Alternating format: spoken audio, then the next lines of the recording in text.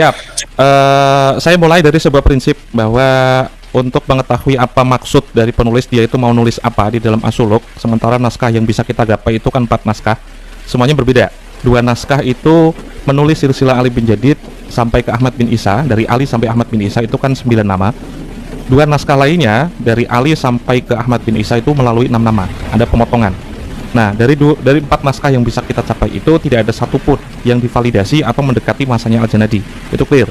Kitab As-Suluk itu selesai tahun 720, Al-Kamakol 715, dan naskah yang paling tua yang kita miliki itu naskah yang disalin ulang tahun 820. Berarti kan selisihnya hampir 100 tahun tuh.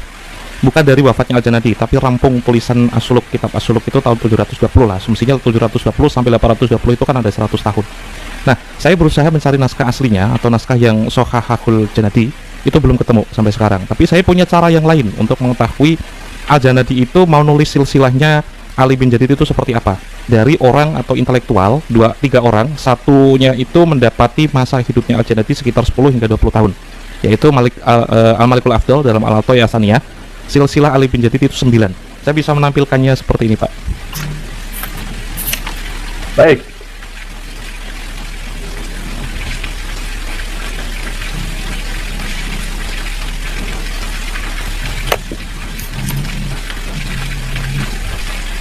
Presentasinya ya? Oke, baik. Nah, kitab ini Al-Athaiyah Asaniyah, halaman 460. Dia seorang raja dinasti Rasuli, wafat 778. Konon dia itu umurnya 75 tahun. Berarti kan 778 dikurangi 75, berarti kan dia mendapati masa kehidupan Al-Janadi ya maksimal kan minimal 15 atau 10 tahun lah, 10 tahun. Dia seorang intelektual, diasuh oleh seorang raja, dan besar kemungkinan karena redaksinya sangat mirip, nomor indeks 538, dia itu menulis silsilah Ali bin Jadid sama persis dengan naskah 838. Makanya bagi saya yang paling sahih atau maksud dari Al-Janadi menulis Ali bin Jadid itu silsilahnya seperti apa, ya bukti atau evidence, bukti material yang bisa kita raih itu dari orang atau intelektual yang mengutip pendapat Al-Janadi, yaitu Al-Athaiyah Asaniyah. Dia menulis 9 orang ya, berarti Ali 1, Muhammad 2, Ahmad 3, Jadid 4, Ali 5, Muhammad 6, Jadid 7, Abdullah 8, Ahmad bin Isa itu ke 9. Itu. Jadi kalau bisa dikoroborasi, kita konfrontasi antar naskah dan orang yang mendapati masa Al-Janadi dan membaca naskahnya langsung, karena dia kan pasti bersumber dari naskah yang paling dekat dengan masa kehidupan Al-Janadi, maka silsilah Ali bin Jadid itu seharusnya tidak problematik, karena ada orang yang menjadi saksi hidup Al-Janadi menulis. Dan dia orang Yaman, Pak. Dia seorang raja dinasti Rasuli, menulis silsilah Ali bin Jadid sampai ke Ahmad bin Isa itu 9. Jadi bagi saya silsilah yang benar adalah yang versi 838, naskah As-Suluk tahun 838, dan versi Princeton mungkin tahun 1015 gitu. Itu salinan kelima. Ya, baik. Silakan Ke Iman. Ya, anggaplah kita As-Suluk itu, kemudian kitab Al-Athaiyah Asaniyah itu memang ditulis, dicetak sesuai dengan manuskrip aslinya. Tetap saja ini nasab daripada Ba'lawi ini yang kemudian mencangkok ya kepada Syarif Abul Jadid, itu nyambung kepada Abdullah ini yang dimaksud misalnya oleh Al-Athaiyah Asaniyah. Karena apa? Karena tidak ada satu kitab pun yang menyatakan Syarif Abul Jadid ini punya adik namanya Alwi dan Basri. Itu sama sekali tidak ada kitab yang menyertai di abad ke-8 itu yang menyatakan demikian atau sebelumnya. Itu adalah interpretasi dari keluarga Ba'lawi di abad 9, bahwa ini adalah Syarif Abul Jadid ini adalah keluarga kita. Padahal itu Syarif Abul Jadid keluarga tersendiri. Dia keluarga tersendiri, seorang ulama muhaddisin, ditulis silsilahnya oleh As-Suluk, kemudian kitab-kitab lainnya itu mencangkok kepada As-Suluk dari Jadid bin Ahmad bin Isa, ada yang menulis Jadid bin Abdullah bin Ahmad bin Isa.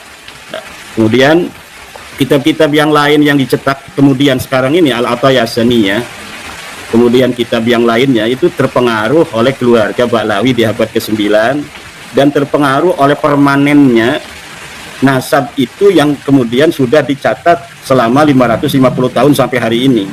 Karena pencetakan kitab-kitab itu tahun-tahun sekarang. Kemudian pencetak atau muhakik, kadang-kadang muhakik ini kan cerdas-cerdas. oh ini salah, ini kurang, ini ada kitab-kitab Al-Burqa Musyiko, ini ada kitab Al-Ghuror, ini kitab ada Syarhulainiyah secara lengkapnya, mungkin ini kurang, kemudian ditambahi menurut daripada interpretasi sumber dari seorang muhakik, itu bisa saja terjadi.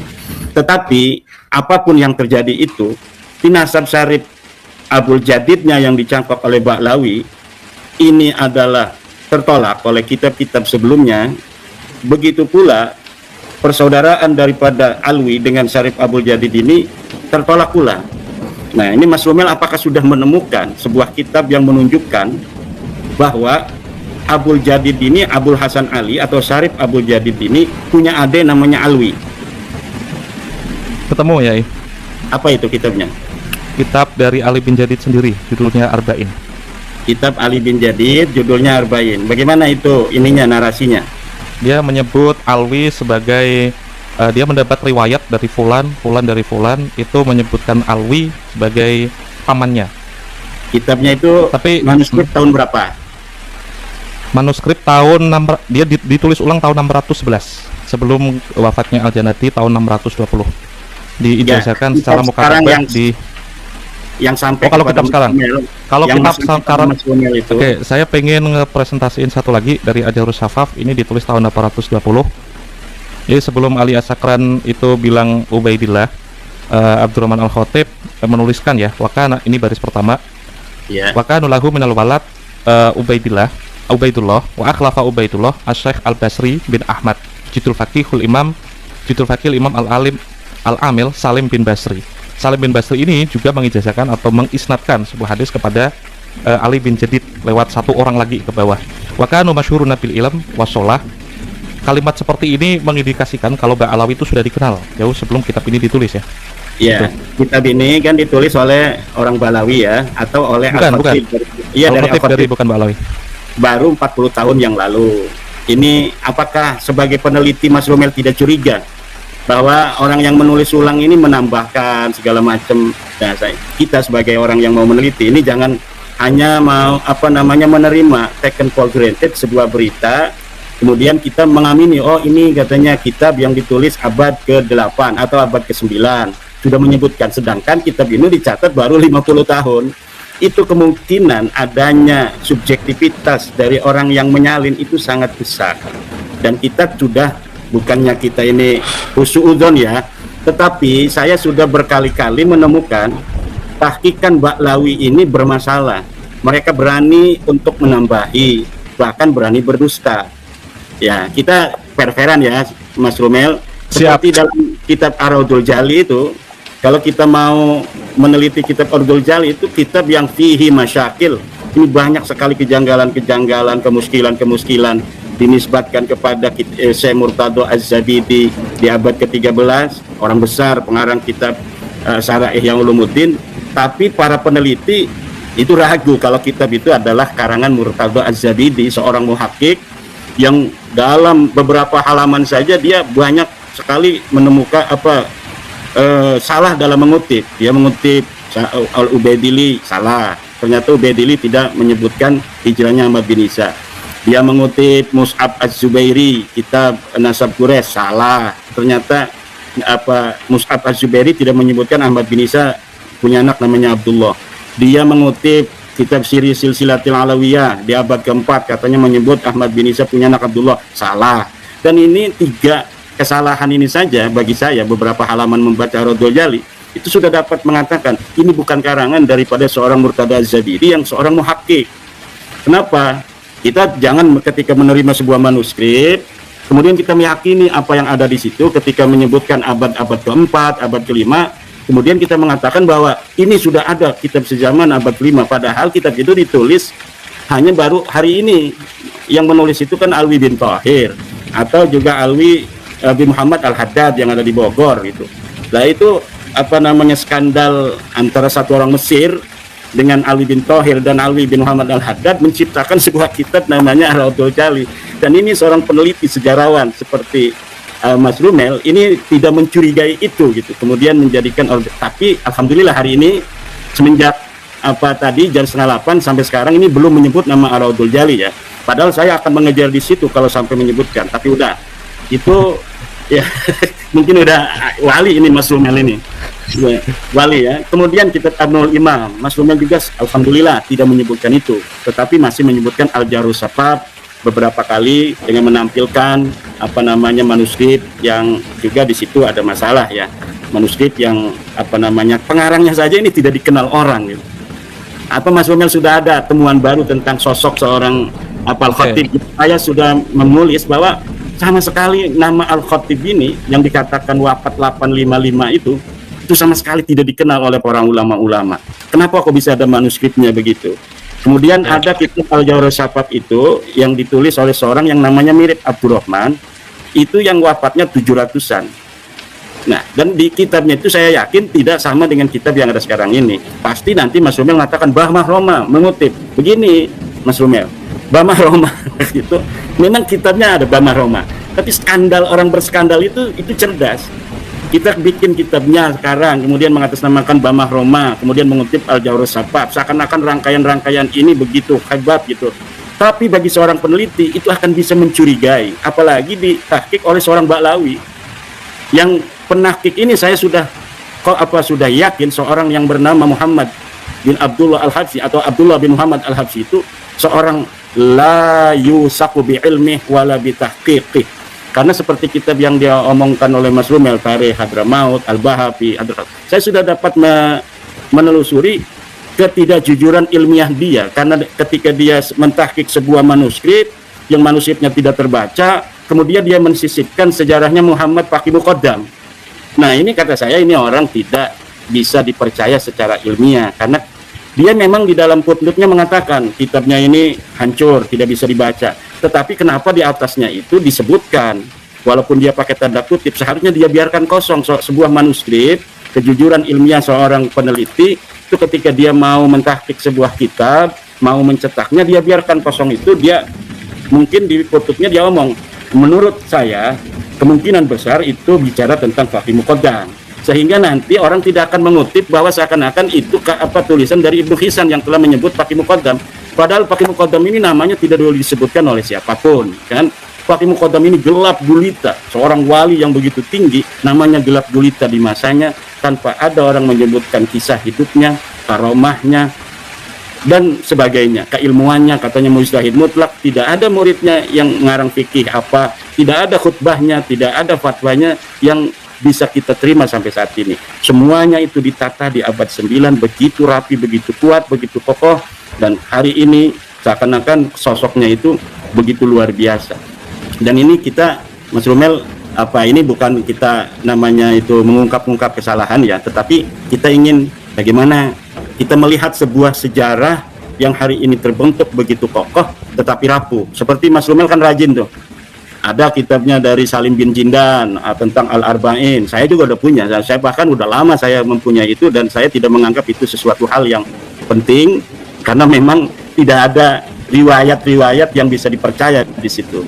Nah, dia itu sudah dijadikan tesis oleh seorang yang dari Balawi juga, tetapi itu kemudian diungkapkan oleh Mas Rumel sanad-sanad itu yang menyebut nama Abdullah, meriwayatkan hadis dan sebagainya itu. Saya kira Mas Rumel tidak akan menggunakan itu lagi, tapi Mas Rumel masih menggunakan, ya bahkan itu sekarang disebut bahwa itu karangan Al-Jadid. Siapapun hari ini bisa menuliskan sebuah kitab dengan karangan siapapun, ya bisa itu Mas Rumel. Misalnya saya nih nulis kitab Imam Ghazali gitu, tapi karangannya saya. Kemudian setelah 50 tahun lagi ini akan dianggap benar oleh orang bahwa itu karangan dari Imam Al-Ghazali. Saya masukkan aja di situ siapa orang yang itu mengancam atau menjelekkan orang Banten, maka dia tidak akan itu barokah anak turunannya seumur hidup. Itu orang pada takut semua nanti sama orang Banten tuh. Ketika kita menyebutkan kita nulis kita bohongan, kita kasih aja angka tahun 500 Hijriah, kita kasih namanya Imam Al-Ghazali. Dan saya kira Mas Rumel, Ba'lawi ini patut dicurigai dalam dia menyusun nasabnya itu seperti itu. Dan itu bisa dibuktikan oleh tes DNA yang melenceng kemana-mana itu kan. Ini Mas Rumel jangan marah ini. Jangan. Mas Rumel, jadi pertanyaan ini ada lagi ke Iman? Ya sudah cukup dulu, mungkin ada Mas Rumel yang pengen ditanya. Mungkin Gus Rumel silakan Gus. Ya, saya pengen tampilin satu ini dari archive. Saya nyarinya langsung live streaming ini. Tadi kan Kiai Imad menyebut Qoladatun Nahar. Qoladatun Nahar itu kan ditulis oleh Mbah Makramah, dan beliau keliru ketika menyebut ini ditahqiq oleh Mbak Alawi. Yang bertahqiq ini bukan Mbak Alawi, namanya Bu Jum'ah Mukri dan Khalid Zawari. Tidak ada Mbak Alawi di sini. Ini kitab dicetak sekitar tahun cetakan pertama itu 2000-an. Itu berarti kan Husain Al-Habsyi yang Kiai Imad tadi tuduh menginterpolasi kitab ya, di banyak tulisan Kiai Imad sering menyebut nama itu, dia masih hidup. Gitu. Jadi kitab Qoladatun Nahar kenapa saya pakai untuk mengkonfrontasi naskah yang saya temukan? Kata orang ini, Qoladatun Nahar itu fi wafayatil A'yanid Dahar itu kan ditulis oleh Abu Thayyib bin Abdullah bin Ahmad bin Ali Mbah Makramah. Dia bukan Ba'alawi, tapi Hadrumi, seorang Hadramaut ya. Dia itu lahir 870 sampai 947. Di sini mengutip banyak sekali kitab dari Ajurus Safaf. Kalau boleh ditulis ya, Ajurus Safaf itu kan ditulis oleh orang yang meninggal tahun 855. Jadi selisihnya kan sekitar ya 30 tahun atau mungkin 25 tahun lah, 25 tahun setelah penulisnya wafat, naskah itu udah ada, orang ini hidup. Dia seorang intelektual dan saya masih mempercayai kitab ini karena naskahnya tersedia, masing-masing naskah juga tersedia. Dan ketika Kiai Imad berusaha membatalkan naskah Ajurus Safaf, saya tampilkan lagi Ajurus Safaf yang saya dapat, ini kayaknya udah beredar, Kiai Imad juga udah punya. Nah, kitab Ajurus Safaf ini ditulis, yang beredar itu kan naskah tahun 1300-an ya, disalin ulang tahun 1300-an, dekat banget gitu. Tapi ada naskah lain yang lebih tua dari ini, yang disalin 1200-an atau 200-an yang lalu. Karena ini 1400, naskah salinannya yang lebih tua dari ini itu ditulis tahun 1200-an. Saya udah dapat. Yang dari Kuwait juga ada, itu tahun sama di 1100-an atau 1200-an. Semua naskah sudah saya bandingkan di dalam satu laptop, terus harfan-harfan saya komparasi ini, dan semuanya mirip atau identik gitu. Penulisnya Abdurrahman Al-Khatib ini valid wafat tahun 855. Kenapa saya meyakini naskah ini tidak diinterpolasi? Karena penulis salinan ini bukanlah Ba'alawi. Penulis naskahnya itu satu dari Al-Khatib. Yang ini yang saya tampilkan itu ditulis oleh Al-Khatib. Belakangnya ada Al-Khatib. Saya kira itu nama marga yang sama dengan penulis naskah ini. Berarti kan ada, katakanlah Pak Hikam menulis naskah, terus ada orang yang mengutip dan salinan naskahnya itu disalin oleh keturunannya atau satu kabilahnya. Al-Hikami misalnya. Penulis naskah ini adalah Al-Khatib, dari kabilah Al-Khatib gitu, dari orang non Ba'alawi gitu. Melewati konfrontasi naskah saya sudah, dan naskah ini saya yakini benar ditulis oleh Abdurrahman Al-Khatib yang wafat tahun 855. Perkiraan bahwa ada nama yang sama, Abdurrahman Al-Khatib wafat tahun 700-an, itu juga agak meleset karena itu ada kekeliruan dari Hadiyatul Arifin sama Mu'jamul Mu'alifin ya.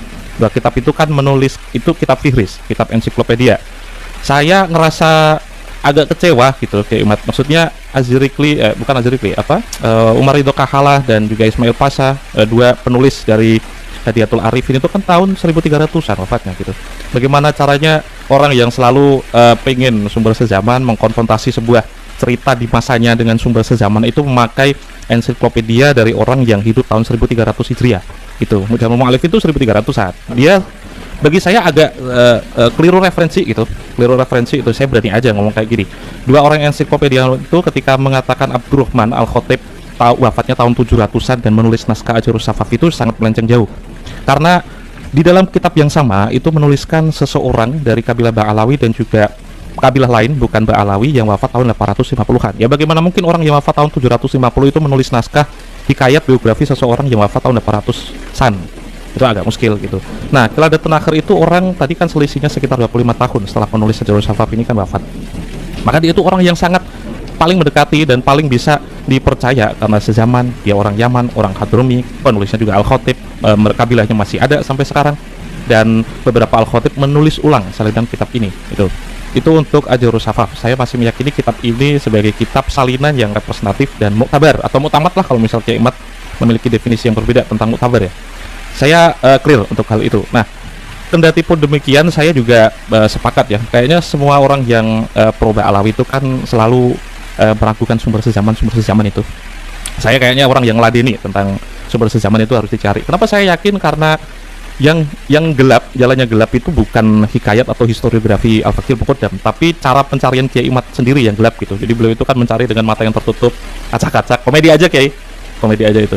Karena gini, ketika di Timur Tengah 2-3 kali, insya Allah nanti juga saya mau ke Belanda lewat bantuan Lakpesdam kemarin Lembak itu. Saya ke Belanda nanti itu nyari naskah yang ditulis disalin tahun 700-an. Di situ ada keterangan tentang Muhammad bin Ali Al-Qolai yang dulu sempat dikira Kiai Imad itu nasabnya Muhammad bin Ali Al-Qolai itu dicangkok oleh Muhammad bin Ali Shahid Mirbad itu. Kenapa saya bilang ini orang agak iltibas ya. Ada Muhammad bin Ali itu 4 orang ya. Muhammad bin Ali Shahid Mirbad, Muhammad bin Ali Al-Qolai, Muhammad bin Ali Al-Faqih Muqaddam, Muhammad bin Ali Batohan. Empat-empatnya itu kan 2 orang yang berbeda, meskipun nama dan bapaknya itu sama, tapi injit, buyut, sanggahnya itu berbeda. Saya tuh pengen mengulang sebuah teorinya dari Profesor Eng Seng Ho dari The Grave of Tarim. Itu orangnya masih hidup. Saya ingat saya itu ada 2 profesor itu.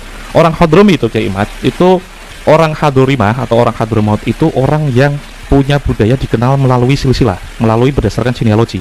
Kita itu di Indonesia itu kan hai fulan bin fulan itu bukan hal yang lazim ya. Hai Kiai Imad bin Usman, orang menyebut orang lain, cara pengenalannya itu berdasarkan nasabnya. Jadi itu satu hal yang kayaknya tidak menjadi perhatian Kiai Imad. Makanya pertanyaan Kiai Imad, apakah ada pencakokan itu? Padahal di kitab yang lebih tua dari Al-Barqah Al-Mushkah itu, kabilah Ba'alawi itu sudah dikenal sebagai pertama keluarga atau klan yang dikenal sebagai orang-orang soleh, ahli ilmu. Mungkinkah jika memang dikenal seperti itu oleh penduduk Hadramaut, ada peluang untuk mencangkokkan nasabnya sendiri ke orang lain gitu? Padahal orang Hadrami sendiri dari penelitian Eng Seng Ho itu kan ya orang yang dikenal melalui silsilah, melalui nasabnya gitu. Sebentar ya. Ya kalau kesolehan kan Allahu a'lamu bimani taqwa ya.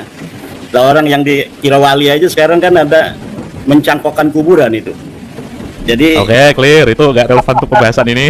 Tapi yang pasti gini Kiai Imad, saya tuh kenapa berusaha mencari sumber atau bukti material yang non Ba'alawi, karena Kiai Imad kan agak menolak kan, ada resistensi jika itu sumber ditahqiq atau ditulis oleh Ba'alawi. Keladatan Akhir itu clear, ditulis oleh non Ba'alawi, dan kitabnya versi cetak itu dieditor oleh 2 orang yang non Ba'alawi. Memang orang Hadrami tapi non Ba'alawi kan, itu clear gitu. Dan orang itu penulisnya, mu'alif, naskahnya ada Kiai Imad. Yang paling dekat dengan Keladatan Akhir yang wafat 900-an itu saya dapat yang 1015 Hijriah disalin ulang.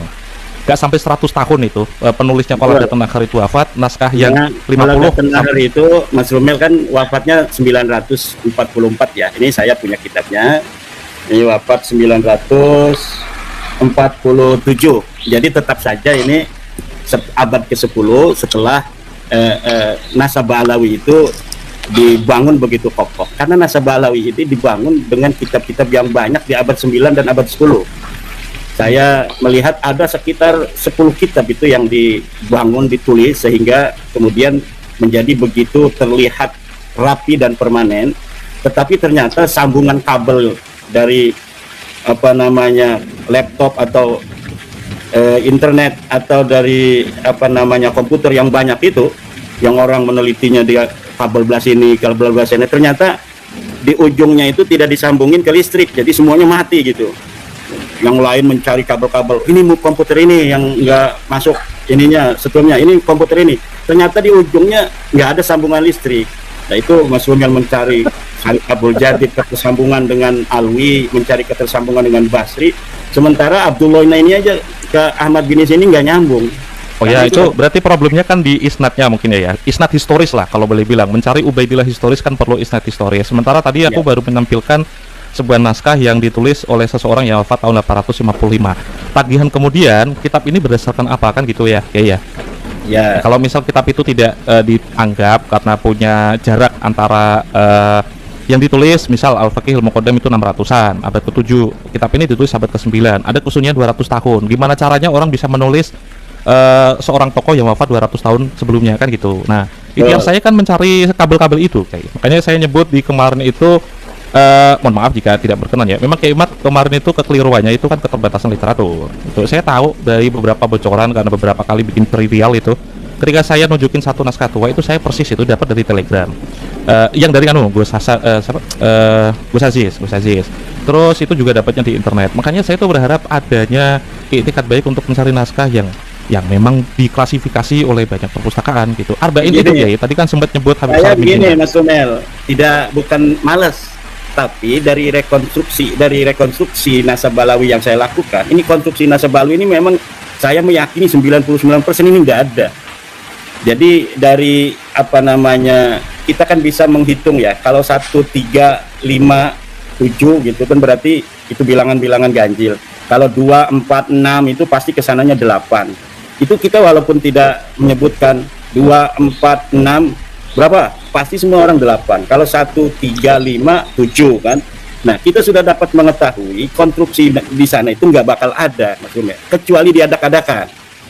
Oke, Dari itu kan susunan algoritma atau pola 1, 3, 5, 7 ya kayak perhitungan kursi di caleg lah ya. Itu kan sebuah pola. Makanya setelah 7 kita tahu angka setelahnya.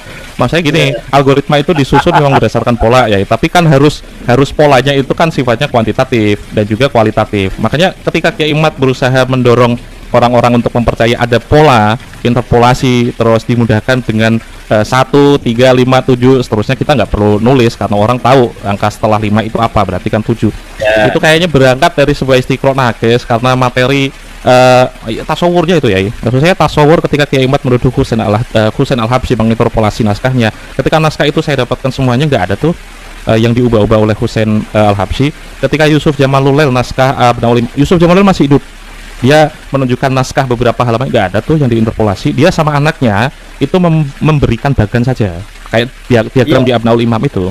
Betul. Dan kalau ada Ar-Raudul itu ditulis Abdullah namanya kan. Iya betul, Abdullah. Jadi betul. itu udah Penambahan itu apakah salah atau tidak, itu yang bikin saya bertanya-tanya kan. Ini kan Kiai Imad sebenarnya kan sudah memberikan pertanyaan yang valid, yang sebenarnya itu harus dijawab, bukannya langsung disimpulkan. Ketika pertanyaan itu saya bawa, diakui atau tidak, apa yang saya lakukan itu kan sebenarnya kan pekerjaannya Kiai Imad yang sedang saya ambil alih. Kiai Imad mengusulkan sebuah pertanyaan, ada kesunyian 550. Nah, akhirnya saya ambil alih kan, saya take over terus mencari naskah-naskahnya dan membandingkan antar naskah gitu. Naskah yang saya miliki saya jamin tidak akan ada di internet karena saya udah ngakses sekitar 3 atau 4 bulan yang lalu. Kali pertama bikin video itu akhirnya dibantu beberapa teman, sumber-sumber naskah yang bisa didapatkan melalui internet. Itu semuanya saya download, tidak ada satupun. Makanya perlu nyari di tempatnya langsung. Seperti Ajarus Safaf tadi, yang beredar cuma satu, saya jamin itu. Yang tadi, yang baru saya tunjukkan itu. Ibrahim bin Mansur punya satu naskahnya Sajarah Al-Barokah. Kiai Imad pasti cuma dapat 4 halaman, tambah 2 orang lagi. Itu iris kuping saya kalau lebih itu. Karena itu satu-satunya yang ditunjukkan oleh Ibrahim bin Mansur itu. Nah, kemarin pas waktu di Madinah, ketemu sama Syed Anas dan saya mengkopinya ulang. Dan dia pun tidak yakin kalau ini ditulis oleh Fakhruddin Ar-Razi, karena Qasim Al-Amin, penulis naskah Sajarah Al-Mubarakah yang 927 itu tidak ada redaksi seperti Wahid bin Samsudin. Wahid bin Samsudin bilang ini kan ditulis dari sebuah naskah yang disohehkan oleh mu'alifnya langsung. Di naskahnya Naqobah Hijaz itu gak ada kayak gitu. Bahkan awalnya Ibrahim bin Mansur itu mengira, aku kira ini karyanya Ibn Inabah loh gitu. Tapi kok dari Iran kok ujuk-ujuk mengatakan ini Al-Musamma bi Sajarah Al-Mubarakah gitu. Makanya ya Mas Rumah kan sendiri. ketemu dengan pentakiknya Semadi Ar-Rajai. Gimana menurut Semadi Ar-Rajai itu?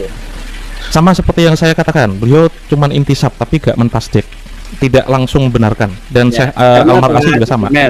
Seorang peneliti yang jujur itu ketika menemukan sebuah manuskrip, dia apa adanya disebutkan. Jadi interpretasi dia itu akan dituangkan di dalam lembaran lain. Ketika dia menemukan manuskrip itu bentuknya seperti itu, ditulis itu namanya Kitab As-Sajarah Al-Mubarakah, dikarang, ditulis akhirnya itu 597, disebut pengarangnya Fakhruddin Ar-Razi, ya biarkan seperti itu. Adapun bantahan-bantahan dari Mas Sumer seperti kenapa dia disebut Sunni, Fakhruddin Ar-Razi Sunni, tapi dia menyebutkan Mahdi dengan Al-Muntadhar segala macam alaihissalam seperti orang Syiah, itu hal lain. Tapi manuskrip itu kita biarkan aja seperti itu, nanti interpretasi sumber itu dilakukan oleh orang lain seperti Mas Umel sekarang tuh yang menggugat Sajarah Mubarakah. Tetapi Mahdi Ar-Rajai ini orang jujur di dalam dia itu mentahqiq sebuah kitab, dituangkan apa adanya, dicetak seperti itu, bahwa Ahmad bin Isa anaknya cuma 3, Muhammad, Ali, dan Husain. Tidak ada itu di tahun 597 anaknya namanya Abdullah, apalagi Ubaidillah. Karena Ubaidillah ini kan hanya interpretasi ijtihad dari seorang alias Sakron yang dia itu namanya Ubaid bin Isa, keluarganya kan dari sama dengan Bani Adal. Ya kan sepupunya Bani Adal, kakeknya itu pasti namanya Ubaid bin Isa, nggak ada nama Ahmadan.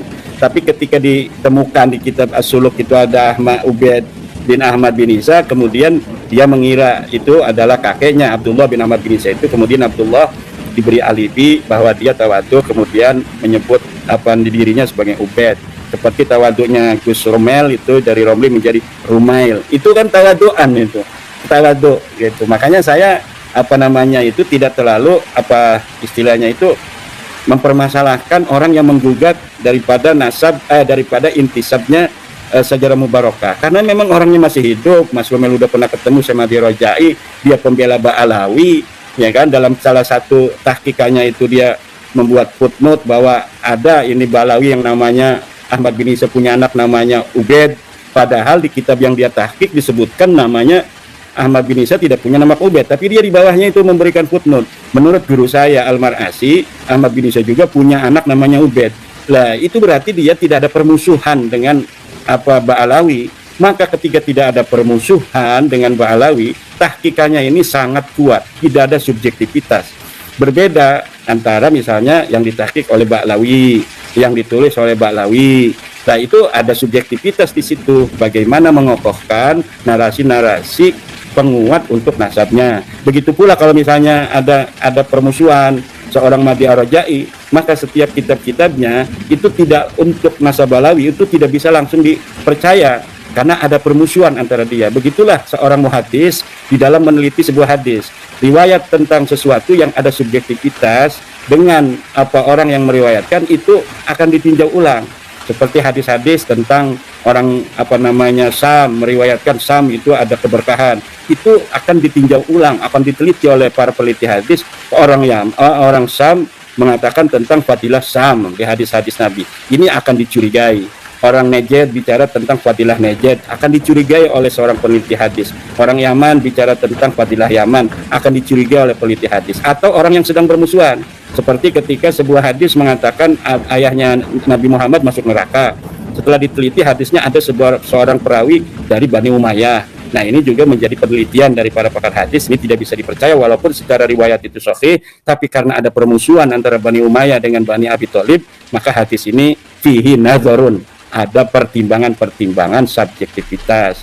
Nah kemudian kitab-kitab yang banyak dari Ba'alawi itu, yang banyak sekali 27 kitab itu semuanya karangan Ba'alawi yang saya tahu, sampai abad ini, sampai abad ke-15 itu, yang dikarang oleh orang yang pintar, orang yang soleh dan sebagainya itu.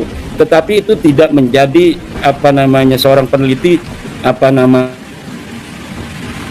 orang yang dianggap wali, karena yang menjadi objek daripada sebuah penelitian bukan siapa yang menulis, tapi apa yang ditulis. Ketika seorang Ibnu Hajar mengutip sahabat dalam sahabatnya silsanatnya Ba'alawi, disebutkan di situ ada Ubaidillah bin Ahmad. Lah kita bisa menelusuri, ternyata dia mendapatkannya dari kitab yang dia temukan. Jadi Ibnu Hajar menemukan kitab namanya Al-Juz'ul Latif, di situ ada silsilah thariqah, kemudian dia mengutip aja. Yang ulama itu udah biasa mengutip, namanya Al-Jamma, ulama yang seneng ngumpulin sanad-sanad silsilah. Akhirnya tanpa diverifikasi, di cross check, ya kitab itu ada di dalam kitab seorang ulama besar itu. Apakah ulama besar itu salah? Tidak, artinya yang dia dapatkan informasi seperti itu. Adapun nanti ada orang yang mengkaji, itu hal lain. Nah itu untuk Syajarah Mubarakah, saya kira ini adalah Mas Rumel, kan Mas Rumel udah berusaha tuh waktu itu dengan sebuah sanad ijazah dari orang yang katanya 500 sekian gitu. Kemudian ternyata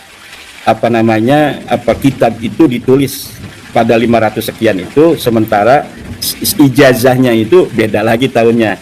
Lah itu hal-hal semacam itu pun nanti akan bisa seorang juri akan melihat, saya menggunakan kitabnya itu kitab yang versi muktabar, kemudian Mas Rumel hanya menemukan lembaran-lembaran seperti itu yang kemungkinan besar juga bisa dibikin oleh orang gitu kan. Nah jadi sebenarnya bisa dibikin oleh orang itu satu kemungkinan, atau bisa jadi memang ditulis oleh mu'alifnya langsung, itu kan kemungkinan bisa, yang lain. Makanya gitu ya, waktu memperkenalkan diri sama Pak Yusuf itu saya kan cuma tukang clipping, saya cuma tukang clipping yang mengumpulkan bukti-bukti yang di masa lalu. Sekadar contoh, kemarin tuh dari teman-teman Yayasan Menara Kudus itu kan mendapatkan naskah asli dari Mbah Rif'an yang menuliskan Salawat Asnawiyah, itu terkenal di Pantura, tapi orang mulai ragu ini benar-benar dikarang oleh KHR Asnawi atau enggak. Akhirnya akan ketemu. Nah, naskah itu di dalam buku muktabar itu tidak akan ketemu kecuali berdasarkan klaim. Tapi ketika sudah ada bukti, artinya apa yang ditulis oleh sejarawan itu berdasar. Terkait tentang Syajarah Al-Barokah, saya tuh enggak sampai bilang kalau kitab itu enggak muktabar, itu enggak. Kenapa saya meragukan kitab itu? Ya karena saya perlu tahu penulisnya itu muktabar atau tidak, bisa diandalkan atau tidak. Kendati pun Kiai Imad bisa menampilkan naskah aslinya, saya pun masih ragu dengan manual jumlah ismiyah itu. Kan ada amma dan fi. Amma kalau ada fi berarti kan syarat jawab itu berfaedah takkid, jumlah ismiyah ada mubtada khobar, ketika dituliskan anaknya cuma 3, ya udah 3 itu aja, kan gitu. Saya agak kurang yakin aja Syekh Madilul Jai juga ya itu kan ikhtiarku saja menjelaskan beberapa kitab nasab itu punya pola seperti ini, jika jumlah ismiyah seperti itu. Saya uji coba ke beberapa nama, satu baris setelah Amma Ahmad Al-Abah itu udah meleset sama kitab yang lebih tua. Makanya ya tidak akan bilang ini kitab mutlak. Contohnya Mas Rumel, contoh. Amma Ahmad Al-Abah fa'aqibuhu min salah satibani, salah satunya Muhammad. Muhammad itu fa'aqibuhu min waladin min rajulin wahidin. Ismuhu Ali atau siapa itu di Asyajul Barokah. Coba bandingkan sama Muntakilah atau Libya, itu anaknya 3. Muntakilah itu berarti kan 490 kan. Berarti sebelum kitab itu lahir, kitab yang lebih tua itu mengatakan 3 ya. Kemudian tapi Asyajul Barokah mengatakan 1 min rajulin wahidin gitu. Ini begini Mas Rumel, itu saya juga kadang-kadang senyum sama Mas Rumel. Mas Rumel harus mengetahui tahun. Nah, Muntakilah atau Libya itu tahun berapa? Dia kan abad ke-5 kan. Kemudian di abad ke-6 ditulis tuh oleh Sejarah Mubarakah fa'aqibuhu min rajulin wahidin, maka keturunannya itu dari anak yang 1. Itu anak yang 3 disebutkan di abad sebelumnya bisa jadi anaknya 3. Tapi kemudian yang ada di abad ke-6 yang berketurunan sampai abad ke-6 itu hanya dari anak yang 1. Itu pola-pola biasa di dalam penulisan ilmu nasab. Jadi makanya jumlah ismiyah anaknya Ali itu hanya itu yang berketurunan di abad ke-6 sejak Asyajul Barokah ditulis juga keliru, karena Muntakilah abad ke-4 ke-5 ya itu menuliskan saudaranya Ali juga berketurunan. Pak Akhuhu bikum itu juga lahum walad terus lahum aulad, itu redaksinya banyak. Ibn Inabah yang mendapati masa cucunya Ali Husain Muhammad itu juga menulis namanya. Saya bukannya ya bisa diakali sih Kiai, maksudnya ketika Asyajul Barokah menyebutkan anaknya Muhammad cuman Ali, mungkin itu aja yang berketurunan. Nah meleset juga setelah dia Al-Fakhri menyebutkan keturunannya Muhammad yang lain yang dituliskan oleh Asyajul Barokah. Manual ini sebenarnya gimana prinsipnya? Apakah memang hasar atau ikhtisar? Saya bisa jelaskan. Begini, kitab dikarang setiap masa. Ada penulis itu yang hanya menulis, ada dia yang sambil meneliti. Seorang Muntakilah Talibiyah misalnya tadi ya mengatakan seseorang punya anak 3. Imam Fahru Raji mengatakan anaknya yang berketurunan cuma 1. Lah itu berarti dia menulis sambil meneliti, ya kan? Memang anaknya 3, tapi yang berketurunan kemudian hanya 1. Tapi ada ulama di abad ke-7 ke-9 itu tidak menemukan kitab Fahru Raji, menemukannya kitab Muntakilah Talibiyah. Kemudian dia mengutipnya dari sana. Dia masih mengatakan anaknya 3. Padahal sebenarnya di abad ke-6 itu yang berketurunan hanya 1. Itu demikian cara-cara orang di dalam menulis kitab nasab. Dia yang ketahui, yang dia pahami, dia yang yakini. Kayak Sejarah Mubarakah. Siapa Sejarah Mubarakah? Imam Fakhruddin Ar-Razi. Dia hidup di mana? Dia hidup di Iran. Dia hidup di Roy. Di sana ada enggak keturunan Ahmad bin Isa? Banyak. Keturunan Ahmad bin Isa ada di Roy dari Muhammad bin Ahmad bin Isa kan. Tentunya Imam Fahru Raji ketika menulis anaknya 3 itu menemukannya, mendapatkan informasinya dari keturunan Ahmad bin Isa yang ada di sana. Pertanyaannya, kalau memang Fakhruddin Ar-Razi mendapatkan informasi dari keturunannya, kenapa yang ditulis cuma Ali? Ali itu wafat sebelum 490. Kalau memang dia ketemu sama keturunannya, kenapa bukan keturunannya yang ditulis? Seperti Al-Ubaidili itu kan menuliskan Husain. Husain itu Husain bin Fulan bin Ahmad bin Isa. Dia sejaman sama Al-Ubaidili. Ini kan mafhum ya, ada kecocokan Iran. Asyajul Barokah ditulis di Iran, diberikan kepada Ali bin Asharofsa Abul Ma'ali bin Abil Ma'ali. Fakhruddin Ar-Razi orang Iran, dia ketemu sama keturunannya Muhammad, ketemu keturunannya Ali. Kenapa yang ditulis itu cuma Ali? Ali itu wafat tahun 490. Bisa juga itu diterangkan begini, di kampung saya ada orang yang sudah bagus lah hidupnya, ada sejarah, dia kemudian wafat. Di situ ada adiknya, ada kakaknya, kemudian semua orang tahu di situ keluarga besar, misalnya keluarga saya ya Bani Usman itu. Udah cukup disebutkan Usman aja, udah orang tahu di waktu itu bahwa ini silsilahnya ke situ gitu. Tapi di Al-Ubaidili itu kan Ra'aitu Humata Al-Majdi Ra'aitu Humata di Baghdad, berarti kan dia zaman. Tapi untuk Fakhruddin Ar-Razi dia Asyajul Barokah, jika memang informannya adalah keturunannya Muhammad Ali bin Muhammad tadi, kenapa informannya nggak ditulis juga? Itu yang bikin saya penasaran. Kalau kitab ini kayaknya ihatoh, saya cuma mentok di sana, berarti ini kitab nggak ihatoh itu aja, nggak sampai menganulir enggak ya? Iya, saya paham bahwa Mas Rumel ini memang ingin mencari benarnya penelitian saya, bukan mencari benarnya penelitian Mbak Alawi.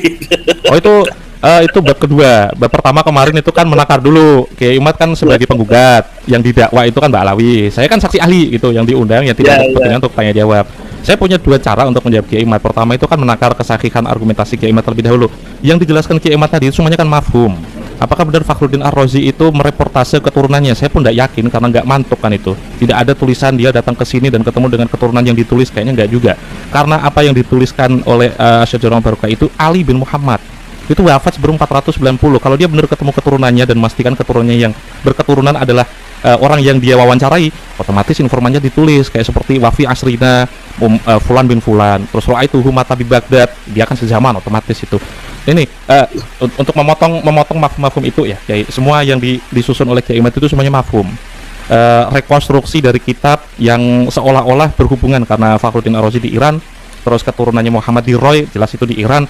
Mungkin Fakhruddin Ar-Razi itu kan ketemu sama keturunannya kan gitu. Itu semuanya mafhum. Ya, Mafhum bisa. Sampai saat ini tidak ada kitab sebelumnya yang menginstruksi dari kesimpulan Syajarah Mubarakah. Ya, Nah, termasuk juga tidak ada interupsi dari Ba'alawi itu mencangkok nasab. Kalau mereka itu dikenal, nggak ada Syajarah Mubarakah itu interupsi namanya, interupsi. Tapi itu mafhum, interupsi yang berangkat dari mafhum mah bisa. Mafhum bahwa jumlah ismiyah itu berfaedah hasr, apalagi ada amma dan fi yang syarat jawab, itu mafhum, Kiai. Kalau mafhum sama seperti santri gunung, tidak ada yang spesial kalau mafhum. Maksud saya, adakah bukti material yang abad sebelumnya Syajarah Mubarakah yang menginstruksi Syajarah Mubarakah? Tidak ada. Bahwa benar anak itu adalah Muhammad, Ali dan Husain. Itu diperkuat oleh kitab-kitab sebelumnya yang menyebut salah satu anaknya Muhammad, berarti kan tepat. Di kitab Syamsul Dhahirah pun itu mengutip nama Hamis Syamsul Dhahirah, anaknya sama Muhammad, Ali dan Husain. Cuma dia menambahkan Abdullah karena memang dari situlah dia itu mencangkok kan. Nah, ini seharusnya kita sudah dapat jawaban. Mas Romel akan jauh. Oh iya, sebenarnya anaknya cuma 3. Apa-apa yang ada di abad ke-8 itu dari As-Suluk, Waqfatul Zaman, Qiladatun Nahar, semuanya di abad 10 itu adalah akan mentok bertentangan dengan kitab yang lebih tua, yaitu Asy-Syajarah Al-Mubarakah itu. Kemudian hal itu diverifikasi oleh tes DNA hari ini yang tidak nyambung kan. Jadi udah itu menurut saya nih ya. Makanya kalau Pak Sugeng kemarin ngomongnya kan mustahil kan. Saya itu mustahil itu bukan dari penelitian saya, Mas Rumel. Kalau penelitian saya kan Donun Kawiyun. Kalau ketika saya bertanya dengan serius kepada para pakar-pakar DNA itu, mereka lah yang lebih ahli. Ya, saya itu jurusan pakar DNA-nya kan cuma Pak Ari Kim sama Mas Sugeng toh, Pak. Kiai Imad toh? Ya, ada nggak coba dari pendukung Balawi? Ada banyak, Pak. Ini kayak saya sebenarnya pakar ini saya pengen bahas dua aja dah, bahas dua. Saya tidak sampai menganulir kitab Asy-Syajarah itu enggak, cuman memberikan penilaian. Kitab itu enggak ikhatoh, itu aja. Manual itu enggak faktual dan enggak historis juga. Dan di halaman awal itu ada deklarasi dari penulisnya. Jika benar itu ditulis oleh Fakhruddin Ar-Razi, clear di situ, wa hadza mukhtasarun fi ilmil ansab. Ini adalah kitab ringkasan. Kitab ringkasan dimanapun dideklarasikan oleh seorang penulis itu, makanya di dalam Durus fi ilmil ansab itu kitab nasab itu nggak ada yang sempurna, dan kadang kali warubama kitab yang belakangan itu kan ausak, lebih dipercaya. Terus terkait tes DNA itu, saya yakin cuma 2 doang, Pak Arikim sama Mas Sugeng gitu. Ya, itu coba dari Balawinya mana gitu yang. Nah, ini mau saya sebutkan. Ya. Memang ada yang mau disebutkan namanya. Ada 3 orang dari Balawi yang pernah bekerja di laboratorium Iqman. Ya. Satu kemarin yang saya mintai tolong dan mau nongol di Perwira TV itu Zain Hafi, itu Balawi. Clear dia S3-nya, S1, S2, S3 semuanya tes DNA. Kalau misal kredensi itu berdasarkan kalau berdasarkan kredensi, Mas Sugeng, Pak Arikim itu seharusnya pernah mendapatkan materi kuliah tentang DNA, tapi kalau manakah yang lebih layak ya tentu Zain Hafi. Ada 3 orang lagi untuk bernarasi. Ini dokter kemarin sudah Zain Hafi sudah di Perwira TV sudah. Saya melihat itu bahwa dia yang dikatakan itu bukan YDNA itu. Jadi YDNA, kalau YDNA semuanya sama, bahwa YDNA harus sama dari sekarang sampai Nabi Adam misalnya kan, itu semuanya sama. Itu yang diusahakan oleh mereka itu dari yang zigzag itu dengan yang dari mitokondria. Apa sudah dapat update dari Mas Sugeng? Kenapa Ba'alawi Project Interest dari 182, tapi yang nongol di dalam tabel itu 132 doang? Kemarin sebelum live itu aku WA-an sama Mas Sugeng. Mel, ini kenapa yang Ba'alawi grup itu kok 182, tapi yang nongol di tabel kok 132? Oh, berarti Kiai Imad kemarin pakai family tree gitu. Separuhnya Kiai Imad, aku udah ngontak sama administratornya, itu separuhnya bukan Ba'alawi. Dan saya juga nggak yakin 10%-nya itu Ba'alawi gitu. Betul. Ya itu warudal ihtimal ya sakatwa bihil istidlal lah ya. Makanya saya itu masih oke. Nih kan begini ya, dari yang saya terima dari keterangan para ahli itu, bahwa para ahli itu satu atau dua Ba'alawi itu kebanyakan G, tapi macam-macam dia beraneka ragam haplogrupnya itu. Berarti di masa lalu ini ada orang-orang yang diba'alawikan atau yang nyangkok sendiri pengen diba'alawikan. Nah, dari situ kebanyakan dari mereka semuanya kan G tuh. Maka kalaulah misalnya si DNA ini kayak kemarin Mas Gunur mengatakan ada loh Asegaf yang apa namanya yang J1. Oke. Memang ada. Saya udah ngasih tahu siapa itu ke Mas Sugeng. Ya udah. Jadi kan ada yang J1, ada yang G banyak, ada yang R, ada yang E dan sebagainya itu. Berarti tinggal siapa sekarang yang bersedia untuk dites DNA. Belum tentu kalian ini yang Ba'alawi bukan cucu Nabi. Kalau dites DNA satu persatu kan bisa jadi ada yang keluar J1. Nanti setelah diketahui J1 tinggal dilihat SNP dan STR-nya. Apakah ada ke Sayyidina Husain, ada ke Sayyidina Ali, kan itu bisa begitu. Jadi jangan betul belum apa-apa ini udah haram. Wah, bukan, itu orang lain, saya enggak. Saya sama Sugeng itu sepakat, nasab itu kan dua fenomena ya, fenomena biologis, makanya perlu dihitung atau dicari dengan tools biologi, salah satunya kan YDNA, terus tools sejarah juga gitu. Kemarin saya tidak begitu sepakat sama Prof. Hikam, akhirnya ya kita taslim ya. Saya meyakini jika memang ini dicari dengan metodologi yang benar, sampelnya representatif, kitabnya juga representatif, mewakili abad per abad, resultannya itu pasti sama. Kata ilmu pengetahuan kan punya kebenaran yang tunggal tuh. Gitu. Antara DNA dengan sejarah ya, sama gitu ya. Saya kutipkan beberapa pakar seperti Ted Kendall kemarin. Nanti aku tampilkan di di Pamanjang Ator mungkin. 3 orang Yahudi, satunya itu pernah kerja di 23andMe, sebuah perusahaan di Amerika yang sama seperti Family Tree yang dipakai oleh Mas Sugeng sebagai basis project sampelnya itu. Dia tuh nggak sampai mengatakan kalau suku Wahanim kalau haplogrupnya ini secara teori G itu harus G, iya. Haplogrup kata dia, haplogrup pun benar jika you punya kitab nasab yang sahih udah disahihkan, itu tidak akan ada artinya. Ini cuma teori-teori yang perusahaan kita dipakai untuk marketing aja itu kayak itu. Kalau ilmunya ada di jurnalnya ada. Nggak bakal berani Mas Rumel kalau orang-orang yang ahli saintifik itu nggak bakal berani hanya main-main dan sebagainya. Perusahaannya. Saya ngomong ke perusahaannya. Siapa dari Ba'alawi atau dokter-dokter yang mau bantu Ba'alawi dari kemustahilan nasab yang telah difatwakan oleh Kak Dr. Sugeng Sugiarto, Ari Kem, itu kan sudah berani di publik. Namanya berarti dua orang aja toh. Tuntutan itu ya. Jangan dua orang yang berani 2 orang nih. Sekarang ada nggak yang mau menginstruksi dokter yang sama yang akan mempertaruhkan kedokterannya, yang akan mempertaruhkan keilmiahannya, bahkan bisa jadi jabatannya, yang berani menginstruksi Dr. Sugeng dan Dr. Ari Kem bahwa YDNA itu tidak mesti harus sama antara kita dengan Nabi Ibrahim. Kalau ada yang berani begitu, baru kita acungi jempol. Dan saya yakin dokter-dokter itu akan berpikir 3 kali untuk berdusta, karena pertaruhannya adalah jabatan.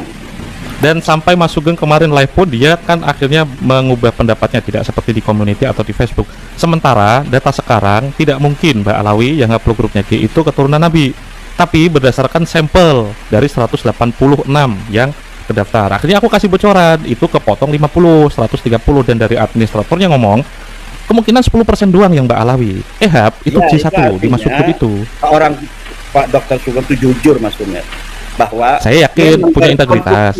Konstruksi yang ada sekarang dari data-data itu, kita harus menyimpulkan Ba'alawi mustahil sebagai keturunan garis laki dari Rasulullah. Kan itu dari data-data yang ada. Kayak saya. Plus satu kalimat, kalau ada sampel yang lebih banyak lagi, kemungkinan juga berubah gitu. Saya yakin akan Imat gini, semua yang dikatakan Mas Sugeng itu proyeknya orang lain yang udah dianalisa orang lain dan hasilnya itu udah ada. Ted itu ngomong keragaman udah itu tok gitu. Gimana Pak dan Gus Rumel, ini luar biasa, kita hampir 2 jam gak berasa ini kan. Sepertinya belum bisa tuntas ini kan sesi pertama gitu kan. Tidak tuntas karena Kiai Imat itu kan punya satu kesimpulan dulu, sementara saya itu kan bicara atas nama naskah gitu. Kiai Imat tadi itu penjelasannya maklum semua. Gimana Kiai? Saya udah ngobrol sama Mas Rumel waktu di UIN. Yang kita lakukan ini menelusuri kan. Dan ada rahasia yang tidak akan saya sebutkan di sini. Siap. Dan itu saya kira kesimpulannya begini, Kang Mas Yusuf, dari saya ya, bahwa kita sepakat, 1, tidak ada kitab yang menyebutkan Ahmad bin Isa itu pindah ke Hadramaut dari mulai abad ke-4, ke-5, ke-6, ke-7, ke-8 sampai ke-9. Itu tadi udah, Mas. Saya akan jawab itu yang tidak ada kitab-kitab itu. Nanti aku minta kesempatan 1-2 menit lah. Oke, baik. Iya, ya. Baik, Kiai Imad. Kiai Imad ngelak lagi. Ya, oke, ngelak lagi. Oh, sama Fikam, saya nggak lancar ya. Kemarin sama Mas Sugeng nggak lancar, Kiai Imad juga nggak lancar. Ya, ya. Nah. Baik, Prof. Ikam mungkin ada komentar sebelum kita sudah Kasih penenang, Prof. Ikam. Minta penenangnya ini biar adem. Saya kira saya terakhir aja, jadi biar Gus Umel dulu menjawab apa yang dikonsernkan oleh Yai Imad, kemudian kita akan closing statement. Sebab kalau saya harus mengikuti diskusi ini, saya nggak punya makom untuk berkomentar. Oke, aku coba membahas sedikit lah Pak, 1 menit. Aduh, Kiai Imad udah keluar. Pada intinya apa yang disampaikan Kiai Imad tadi itu mafhum semua. Beliau itu nampak banget mempertahankan Asy'ariyah Barokah yang secara manual itu udah problematik. Itu naskah beliau tidak memiliki. Juga untuk Al-Khatib tadi, Bang Makromah, dia juga bilang kitab itu juga saya ragu karena ditahqiq oleh Ba'alawi, dia keliru. Bang Makromah atau Bu Jum'ah itu tidak Ba'alawi, tidak diterbitkan oleh perusahaan Ba'alawi, dan ditahqiq sebelum Ba'alawi Husain Al-Habsyi itu mentahqiq ulang kitab yang sama, isinya sama persis gitu. Itu kan ya mafhum yang seharusnya dibantah dengan mafhum, tapi saya itu berusaha menjawab berdasarkan clipping-clipping yang saya dapatkan. Nah, mungkin Kiai Imad kalau nanti masuk ada satu pertanyaan. Beliau tadi menyebutkan Arbaun milik Habib Salim bin Jindan. Saya tidak tahu dari mana Kiai Imad itu katanya tadi kan mendapatkan kitab itu. Saya nanya sama Habib Ahmad dan juga Habib Jindan yang di Otista dulu awalnya, sekarang yayasannya Al-Fakhriyah. Kitabnya Habib Salim bin Jindan untuk Arbaun cuma 2 orang yang diberi. Satu, Ibnu Haris, sekarang S3 di Jakarta, UIN Jakarta. Terus kedua, Umel Abbas. Kiai Imad dapat dari mana? Kalau dapat dari orang lain, nggak mungkin, karena kitab itu masih bentuk fisik. Saya cuma dapat itu bentuk PDF dan difoto secara manual, ada jari-jarinya di sampingnya gitu. Kalau Kiai Imad mengklaim udah mendapatkan naskah dari Arbaun, ada 2 pertanyaan, dia dapat dari mana? Karena pemilik naskah itu tidak memberikan kepada orang lain kecuali 2 orang, Ibnu Haris dan saya. Atau mungkin, ini ada Kiai Imad, atau mungkin Kiai Imad dapat dari naskah orang lain. Nah, naskahnya Habib Salim bin Jindan itu udah ditulis. Saya menulis naskah ini berdasarkan naskahnya langsung, naskah aslinya dari orang yang saya temui di Mekah tahun 1300 berapa, kalau 1950 atau 40-an lah ya. Itu naskah itu udah ketemu dan saya bandingkan antara naskah aslinya, isi matan yang dikutip oleh Yasin Al-Fadani, dan beberapa hadis yang ditulis ulang oleh Habib Salim bin Jindan dan sama persis. Maka tidak ada cara lain untuk mengatakan oh berarti ini kitab memang ditulis oleh Ali bin Jadid gitu tahun 611. Gitu Kiai Imad. Ya, Tadi sempat kitabnya terputus. itu terakhir ditulis tahun berapa? Salinannya Habib Salim bin Jindan itu 1300. Bentar, saya tampilkan halaman akhirnya Habib Salim.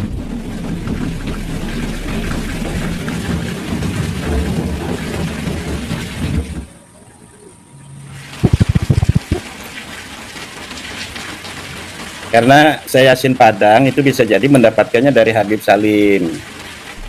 Habib Salim udah pergi, udah balik ke Indonesia. Saya Yasin Ya. juga nggak ketemu. Saya Yasin kan sering ke Indonesia bicara tentang hukum belut segala macam. Guru saya juga muridnya saya Yasin kan.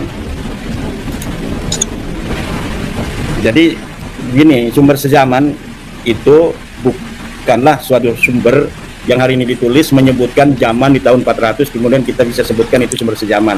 Kita sepakat. Ya, saya paham, Bukan itu ya. sepakat. Tapi Jadi Kiai Imad kalau percaya misalnya nggak ada sebuah ada naskah kitab tua dan disalin ulang? Berarti ada gini, naskah yang ditulis oleh Pak Hikam katakanlah 1000 tahun yang lalu, terus ketemu naskahnya dan ditulis ulang. Kiai Imad kan bisa percaya hanya untuk Asy'ariyah Al-Barokah. Tapi Kalau kalau tidak ada percaya, subjektivitas, percaya. Tapi kalau ada tangan Ba'lawi, Habib Salim bin Jindan dan sebagainya, Alwi bin Thohir, Muhammadiyah, saya tidak percaya. oke, percaya atau tidak itu kan urusan Kiai Imad. Tapi ilmiah kan tidak bekerja atas nama perasaan toh. Makanya naskahnya Habib Salim itu saya dapat belakangan. Itu seperti itu. Makanya di dalam persidangan itu Timelinenya gini ya, timelinenya gini. Saya dapat naskahnya dulu. Saya dapat naskahnya dulu di Mekah. Saya dapat naskahnya dulu di Mekah. Saya mendapatkannya dari 2 cara. Ada 4 macam sabat yang silsilah. Saya mendapatkan kitab ini dari fulan dari mualifnya langsung. Itu semuanya nggak ada Ba'lawi di sana. Kitab itu dapat di Mekah. Nah, waktu pulang dari sana, saya dikasih tahu beberapa orang. Ada orang yang menyalin naskah ini, namanya Habib Salim bin Jindan. Satu lagi dari bukan Ba'lawi, pokoknya Hadrimah, mungkin kayak bahasa lama gitu. Nanti bisa aku tunjukkan di pamjang kantor. Saya dapat dari Habib Salim itu belakangan. Maka saya kan memvalidasi dulu kitab yang saya temukan, naskah yang saya temukan yang diklaim itu tahun 611 karena titik mangsa di awalnya itu kan 611. Itu benarkah? Ada penyalinya nggak? Siapa yang bisa memvalidasi itu? Ada sahabatnya, 4 sahabat langsung soreh dan tertulis saya dari mu'alifnya langsung Asyarif Ali Bijadid. Itu kitab yang diwariskan. Gimana Ki? Siapa yang nulis terakhir itu? Yang dia mengatakan mendapatkan itu Mulya bisa Farudin. diverifikasi, sanad itu verifikasi ya, Lewat. setiap kitab sahabat bisa diverifikasi, Bisa, dan bisa. lewat kitab-kitab yang lain. Makanya saya itu tidak hanya menggunakan satu sahabat, 4 sahabat, orang yang Apa berbeda, beda tempat, beda orang, tapi isnadnya sama. Mulya Farudin mendapatkan dari Ali bin Jadid. Orang lain menuliskan sahabatnya. Saya kasih bocoran Mas Rumel, kalau Mas Rumel meneruskan penelusuran Syarif Abdul Jadid, maka Mas Rumel akan menemukan keturunannya ada di Hijaz, dan itu dia tidak ada kaitan dengan Ba'lawi. Nah, saya baru tahu dan yang seperti ini juga tidak mengagetkan Kiai, karena apa yang saya dapatkan itu lebih tua dari keturunan yang diklaim sebagai keturunan Ali bin Jadid gitu. Naskah itu saya dapatkan dari 4 sahabat orang yang Artinya berbeda. bisa jadi di Syarif Abdul Jadid itu memang ada keturunan, ada apa namanya kitab itu, tetapi tidak ada kaitan dengan Ba'lawi. Memang tidak ada.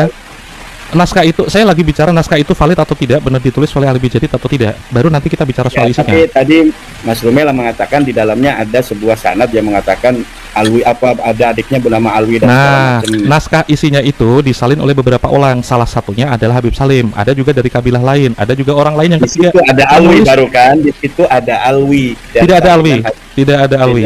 Tidak ada juga. Tidak ada Alwi. Adanya Ya, Basri, ada Jadid, ada. Aku pengen urutkan dulu. Saya dapat naskah itu berdasarkan 4 sahabat dari orang non Ba'alawi semua. Berarti kan kitab itu ada. Naskahnya ketemu. Terus saya mencoba memvalidasinya dari orang yang menulis ulang naskah itu. Ada 3 orang yang menyalin. Salah satunya Habib Salim bin Jindan. 2 orang yang lain itu bukan Ba'alawi. Secara tahun dia lebih tua, dan ketika Habib Salim bin Jindan muda, orang ini udah meninggal. Itu. Naskah yang Habib Salim bin Jindan itu kan 1300 atau 1362 Hijriah. Yang salinan sebelumnya itu lebih tua, 1200-an. 1300 berapa itu. Isinya sama persis seperti naskah yang saya dapatkan. Di dalamnya Gitu, itu Kiai. apa aja? Ada nggak nasabah Ba'lawi di situ? Ada beberapa orang yang antum tanyakan, bener nggak ada sumber sejarahnya? Ada. Itu salah satunya Al-Faqih Muqaddam. Itu bukan sumber sejaman, Mas Rumel. Kalau bisa. ada di situ disebutkan nasabah Ba'lawi, itu bukan sumber Ali bin sejaman. Gini, Karena itu, kontennya abad itu. 11 Hijriah. Oh, yang saya Kan? ditulis abad ke-13 itu salinannya, Kiai. Untuk memvalidasi, Iya, yang bener nggak? Mas Rumel temukan abad keberapa salinannya kan? 611 itu salinan pertama yang ditasih oleh Ali bin Jadid Iya, sendiri. Yang betul, Mas Rumel yang temukan itu seperti apa? Kitabnya Naskahnya. apakah ditulis pada abad ke-13, apakah tahun 611 itu? 611 ditulis tahun 611. Penulisnya itu Iya, menuliskan kertasnya kertas tua 611. Naskah itu disimpan di Kiai Imad bisa minta tolong beberapa santri Rusaifah untuk membuktikan isinya sama atau benar ditulis oleh orang ini atau tidak. Saya memverifikasinya. Sahabat, oke, kitab ini clear, Dan ada. saya tidak Terus percaya itu. Saya saya tidak percaya. peduli juga, maksudnya Iya. jika Kiai Imad memang mencari Kalau kebenaran. ada tahun 611 ditulis di dalamnya ada nasabah Ba'lawi, nggak bakal percaya. Kenapa? Pasti di situ hasil fabrikasi hari ini. Oh, Dan saya bukan. bisa mengatakan itu kalau misalnya Mas Rumel mau menunjukkannya. Kalau mau menunjukkan mana kertasnya itu udah selesai. Tapi Oke. saya yakin itu fabrikasi. Saya Ya, yakin itu dipalsukan. Oleh Kenapa? Karena silsilah yang ada di Nusantara sendiri ya hari ini semuanya dipalsukan. Dan itu oh, adalah itu perkara berbeda, Kiai. Orang yang dilakukan pada masa lalu. Kan? tapi kenapa untuk Asy'ariyah Al-Barokah itu Kiai Imad langsung percaya? Karena tidak ada sentimen Ba'alawi mungkin? Ya karena tidak ada permusuhan antara Mahdi Rojai dengan Ba'alawi. Tidak ada Dan apakah Mahdi ada- Rojai untuk Ba'alawi itu. Ada tidak kepentingan bermusuhan, Ali bin tidak ada. Jadid dengan Ba'alawi atau enggak memang, Kiai? Penyalinnya yang mendapatkan ijazah itu bukan Ba'alawi, Mulya Farudin itu bukan Ba'alawi. Kita akan bisa telusuri itu. Kebohongan akan bisa ditelusuri. Ya kan? Dan saya siap. yakin itu walaupun nggak melihat, seperti saya waktu ada isnad-isnad dari Mas Rumel itu tidak membaca isinya, saya sudah melihat ketika ada Abdullah itu meriwayatkan, saya bisa mengatakan itu palsu. Walaupun lembarannya belum dilihat. Kenapa? karena algoritmanya sudah terbuka lebar bahwa itu semua dibangun berdasarkan pabrikan